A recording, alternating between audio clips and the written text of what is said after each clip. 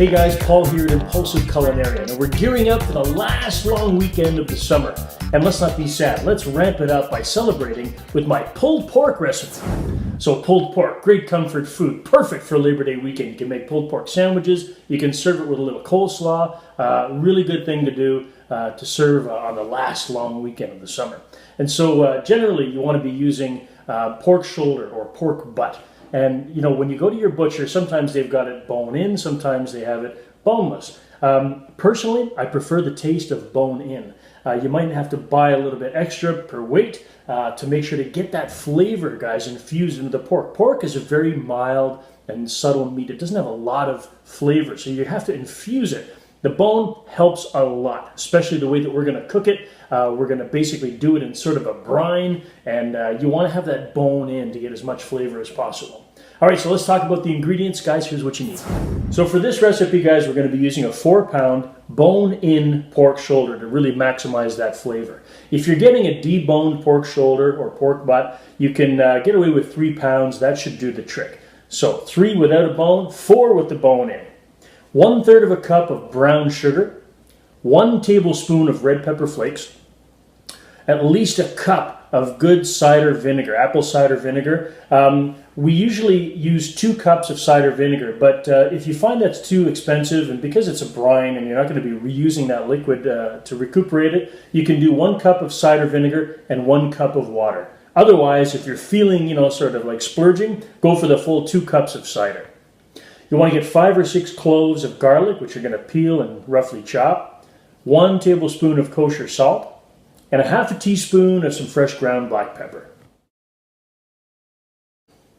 So guys, any really great pulled pork recipe, whether it's in a sandwich or just as an aside, it needs barbecue sauce, okay? So here's a little bonus side recipe if you guys want to make your own killer Canadian barbecue sauce. Check it out.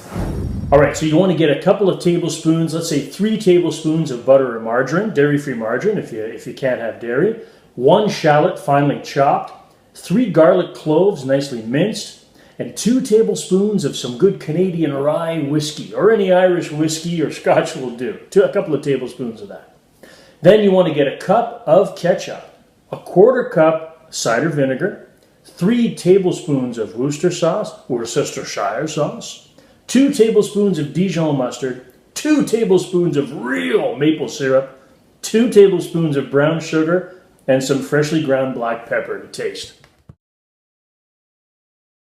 Okay, so that's a little bonus barbecue sauce recipe. Not necessary for making the pulled pork, but if you want to make your own from scratch, I invite you to take the challenge of making this delicious Canadian barbecue sauce. Okay, so let's get started on all this right now.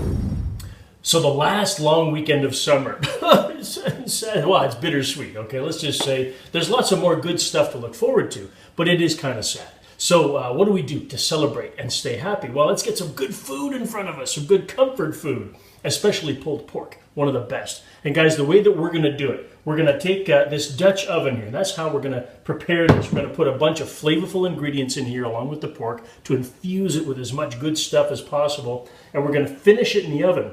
For 4 hours, we're going to let it finish slowly, just like a long weekend, okay? So the first thing you want to do is preheat your oven to 325. So here, guys, is my beautiful 4 pounds bone-in of pork shoulder, pork butt.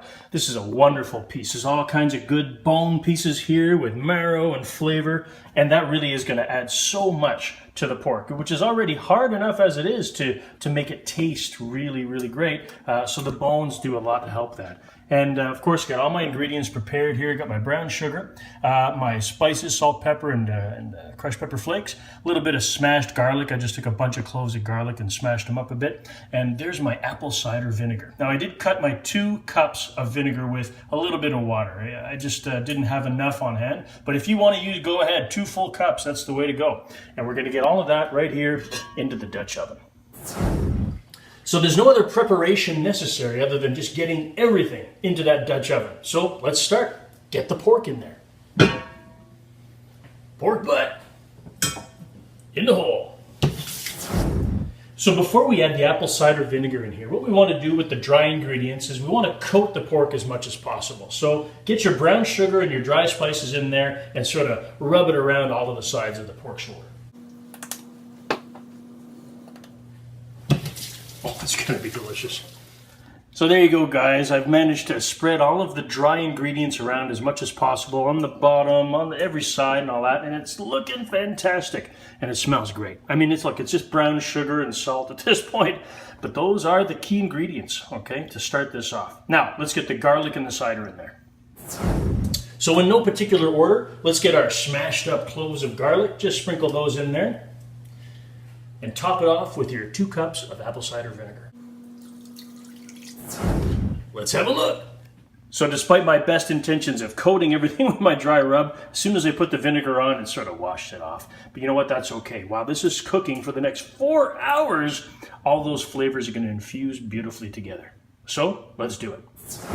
So very important that you get a cover on this, guys. Absolutely necessary. All right, so cover up your Dutch oven, get that in the oven, and leave it there. Go for a walk. Go build an extension on your house. Leave it there for at least 4 hours. If you're pressed for time, it is possible to take it out at 3, but I highly recommend you leave it there for 4, okay? Well, since you have 4 hours to kill, great opportunity, okay, to make some homemade Canadian barbecue sauce. What the heck is that? Well, I'm going to show you. Now, if you want to skip ahead to this part and go towards the end of the video and just to catch up with the pulled pork, it's all good. I won't judge you. But if you want to stick around, and for the next few minutes, I'm going to show you how I make my very own Canadian barbecue sauce. Check this out. All right, so get yourself a saucepan, all right, preferably with a lid, and get this going over some medium heat. So while your saucepan is warming up over medium heat, mince yourself 1 shallot. Next, mince up 3 cloves of garlic. Okay, so with your saucepan on medium, get yourself 3-4 tablespoons, a good chunk of dairy-free margarine, or butter if your family can have dairy, okay? So get that right into the saucepan. Okay, so into your generous heap of margarine, add the onions first and saute those until they get nice and soft, probably 2 to 3 minutes or so. So once your onions have softened up, add in the garlic. Let that saute for around a minute or 2. Okay, so once your onions and your garlic have had a chance to soften up and they're nice and fragrant, get yourself a couple of tablespoons, a nice big shot of Canadian rye whiskey, or bourbon, or Irish whiskey, or some really strong, amazing booze. Put that in. I let the bulk of that alcohol cook off for just around a minute or so, and then you can add in all the rest of your ingredients. Well, that doesn't smell frickin' delicious. Woohoo! Okay, in goes the ketchup. And the apple cider vinegar. The 3 tablespoons of good Worcestershire sauce. Worcestershire. And last but not least, the Dijon brown sugar and maple syrup. Then just a little shot of freshly ground black pepper. Now that, guys, is a real Canadian barbecue sauce. Now you're going to let this simmer. You can do it now or later, but I highly recommend you take your hand mixer at this point and give it a blitz to get rid of all of those chunks of onions and garlic. If you want, you can leave it chunky too if you like. Okay, get that back on the heat and let it simmer for a good 15 to 20 minutes on low, and then you want to cover it up until your pulled pork is ready. So guys, I will warn you that this is very much an adult sauce, okay? It's not a super sweet, sticky barbecue sauce like the ones that you buy on the store shelves. If you have kids and you're serving this to a family, with all different age groups, you can obviously omit the whiskey, and that's perfectly fine. And you can add up to an additional 1/4 cup of brown sugar just to really give it that extra hit of sweet. And I think it'll be much more family friendly at that stage. But if you want to try an authentic Canadian version, give this a try. All right, we'll see you at the 4-hour mark, guys. Okay, so guys, a whopping 4 hours has gone by. I come back to this kitchen and it smells amazing. My pescatarian wife left not too long ago to go out and said, "It smells really good. It's too bad I don't eat meat." Let's get this Dutch oven out of the oven. Anybody who's got a little tiny bit of carnivorous heart has got to look at this and say, "Oh yeah." Yeah. Oh, that smells amazing. Okay, let's pull this, shall we? That looks fantastic. So we're going to take that out of the Dutch oven, get it on a cutting board, piece by piece, and we're going to get it into a nice clean bowl just so that we can have the finished product ready to mix up with our juices. Hey, it's my wife. Ladies and gentlemen, my pescatarian wife. Yay! Hi, everybody. I was just telling them what you said when you left, that even though you're a pescatarian, it smells delicious. True story. I might have said that. I defy you to try and make it through an entire shredding without trying one little piece. I defy you. Defy you to do it. Oh my word. An entire bowl full of beautiful, flavorful, shredded pork. Pulled pork, folks. All right, so the juices that are left at the bottom of your Dutch oven, this is gold, guys. It's got all of the juices from the bones and the pork and the brown sugar and all those spices. We're going to take around a quarter, maybe a third of a cup and add that to the pulled pork. All right, so let's get a small strainer and take a third of a cup of this juice. If you've got one of these, they're great. Just a little mini strainer. So there you go, guys. Using my small strainer and a tiny bowl, I've collected approximately, I would say, a third of a cup of the leftover juices from my cooking process, and I'm going to get that right into my pulled pork. So let's add that right now.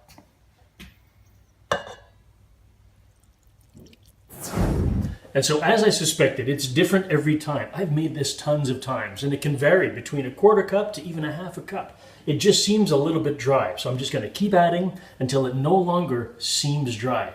Guys, I'm sorry, that's the best I can do. I don't want to tell you a third of a cup and it just works out wrong. So you add it until it seems moist. Guys, there's no other way to describe it except that the fact that my pulled pork now seems fully moistened. Not too much. I don't want it to be wet. When I turn the bowl, I don't want to see any juice reserved at the bottom. Okay? That means I've added too much. You can just pour that out. When I've added just the right amount, the meat seems wet, but without extra at the bottom.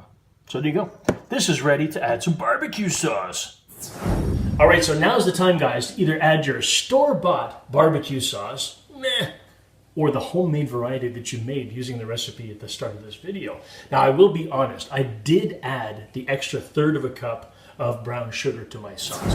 All right, let's check out the homemade sauce. So here's my homemade barbecue sauce that I put together earlier. And while those 4 hours of cooking time were expiring, I've been letting this cool off on a heat plate on the side. And now it's nice and thick and ready to go. So I'm going to add a couple of spoonfuls of this to my pulled pork. So there you have it, guys. You'd be hard-pressed to find a better comfort food than homemade pulled pork, especially if you're topping it with homemade barbecue sauce, Canadian style. Guys, my name is Paul from Impulsive Culinarian. I can't wait to go and indulge in this incredible comfort food. If you liked this video, be sure to subscribe to the channel and like the video if you found it helpful. And be sure to tune in every Wednesday. We're going to be doing our live updates on Twitter, YouTube, Facebook, Instagram as well. And I look forward to seeing you then. Guys, check you in the next video. Pulled pork, no bun.